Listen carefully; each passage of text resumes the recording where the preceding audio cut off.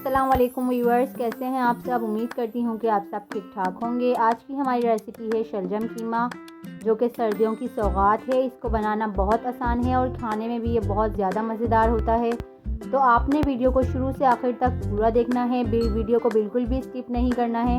तो आए recipe start करते हैं। वीडियो स्टार्ट करने से पहले मेरी आपसे रिक्वेस्ट है कि अगर आपने अभी तक चैनल को सब्सक्राइब नहीं किया है तो चैनल को सब्सक्राइब ज़रूर कर दें और बेल आइकन हिट कर दें। मैंने एक पतीली में 2 बड़े खाने के चम्मच कुकिंग ऑयल डालकर गरम कर लिया और जब ऑयल गरम हो गया तो मैंने इसमें 2 अदद दरमियाने साइज़ की स्लाइस की हुई प्याज ऐड कर दी और इसको मैंने 3 से 4 मिनट तक हल्की आंच पर सौते कर लिया। ना हमने इसका कलर चेंज करना है, ना ही ओवर कुक करना है। 3 से 4 मिनट बाद जब प्याज नरम हो गई तो मैंने इसमें साबुत गरम मसाले, जिसमें तेज़पत्ता, दालचीनी, काली मिर्च, जीरा और लौंग शामिल हैं, इन तमाम मसालों को इसमें ऐड कर दिया और फिर मज़ीद इसको मसालों को 2 से 3 मिनट तक प्याज के साथ पकाया ताकि मसालों की खुशबू आने लगे।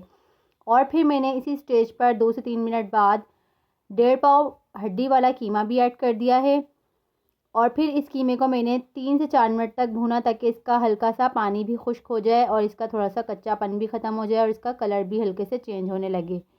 और फिर मैंने इसके बाद इसमें जब इसका थोड़ा बहुत पानी खुश्क हो गया तो मैंने इसमें 2 टेबल स्पून अदरक लहसुन का पेस्ट ऐड कर दिया और अदरक लहसुन का पेस्ट ऐड करने के बाद मैंने इसको तकरीबन 6 से 7 मिनट तक इतना पकाया कि कीमे का कच्चेपन, कीमे की स्मेल और साथ ही लहसुन अदरक का कच्चापन और लहसुन अदरक की स्मेल ख़त्म होने के बाद पानी बिल्कुल अच्छे से ड्राई हो जाए और कीमा अच्छा सा भुन जाए और लहसुन अदरक का भी पानी बिल्कुल खुश्क हो जाए।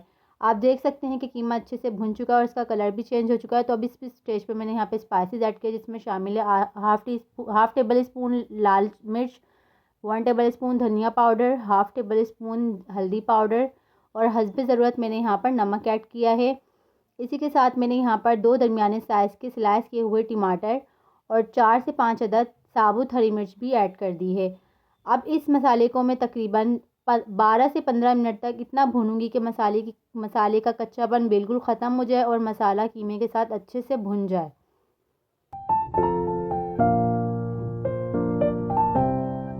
तो व्यूअर्स, यहाँ पर 15 मिनट गुजर चुके हैं और मसाला और कीमा दोनों अच्छी तरह से भुन चुके हैं। आप देख सकते हैं कि टमाटर भी बिल्कुल सॉफ्ट होकर इसमें घुल चुके हैं। अब हम यहाँ पर कटे हुए शलजम और शलजम के पत्ते यहाँ पर ऐड कर देंगे और इन दोनों को हम मसाले के साथ मज़ीद 2 से 3 मिनट तक मिक्स करते हुए अच्छी तरह से भून लेंगे।